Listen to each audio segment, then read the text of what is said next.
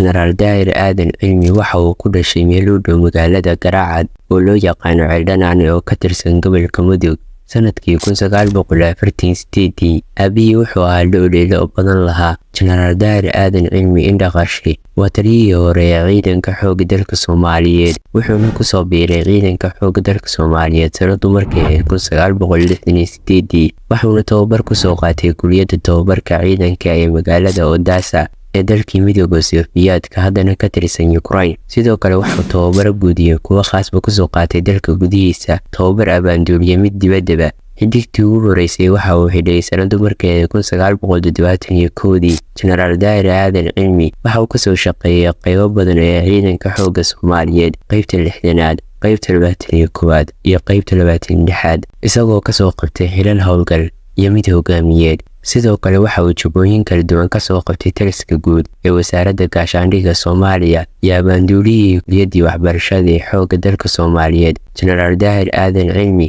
waxa uu muddadii ciidanku ka tirsanaa muujiyay howlkarnimo iyo hogaamin, maamul hufan iyo geesinimo. Waxa uu sidoo kale qaatay bilad dahabka ciidanka xoogga dalka Soomaaliyeed uu guddoonsiiyey Generaal Maxamed Siyaad Barre. waxa uuna ku mutaystay wacdarihii uu ka dhigay dagaalkii sanadii 1977 ee xoreyntii Soomaali Galbeed, ahaana guutadii qabatay Qabri Dahar, waxayna ahayd magaaladii labaad ee ay qabsadeen ciidanka Soomaaliya. Saraakiishaas Daahir Aadan Cilmi Indhaqarshe ayaa muddadii dhowrkii 20 sano ahayd ee uu qaranka Soomaaliyeed burburku ku jiray, dalkuna uu ku jiray dagaalada sokeeye iyo midka diimeed.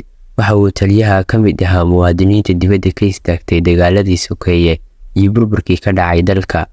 Generaal Daahir Aadan Cilmi waxa uu waxbarashadiisii dugsiga hoose ku soo qaatay Suudaan Interior Mission School ee magaalada Buulaburde.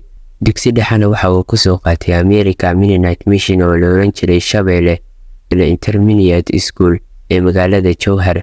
Dugsi sarena waxa uu ku soo qaatay Banaadir ee magaalada Muqdisho. waxaana ka mid ahaa difacadii labaad ee iskuulka qanan jibisay, waxaana aqoonta jaamacadeed ku soo qaatay Mareykanka University of Massachusetts Boston 23 bishii July sanadu markii ahayd 1977.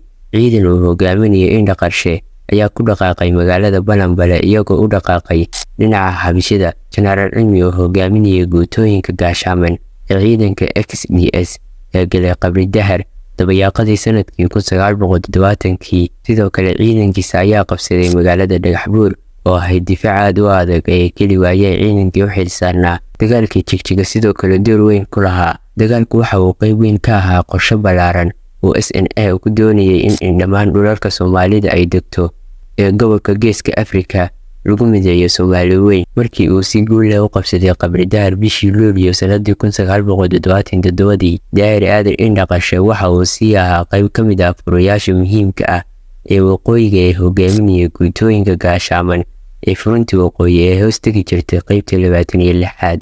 sanadkii 2012 ayaa la magacaabay taliyaha guud ee ciidanka xoogga dalka saraakiishaas Daahir Aadan Cilmi Indhaqarshe. Indhaqarshe waxa uu xilka taliyaha ciidanka xoogga dalka Soomaaliyeed u wareejiyay bishii Sebtembar sanadkii 2015, waxa uuna muujiyay intii uu hayay hoggaanka talada ciidanka xoogga dalka Soomaaliyeed waxqabad muuqda. waxa uu ku guuleystay in uu furo warbaahin ku hadasha codka ciidamada qalabka sida, waxa uuna sare u qaaday tayada iyo tababarka ciidanka xoogga dalka Soomaaliyeed. August 16, 2018, Generaal Daahir Aadan Cilmi Indhaqarshe ayaa mar kale loo magacaabay taliyaha ciidanka xoogga dalka Soomaaliyeed. August 2019 ayuu xilka ku wareejiyay Generaal Oduwa Yuusuf Raage. haddaba intaasi ayuu ka eegyahay mawduuceena. tan iyo muuqaalka siyaantaa ku kulmi doono. waxaan iga tegayaa sidaas iyo wasalaamu calaykum waraxmatullaahi tacaala wabarakaatu.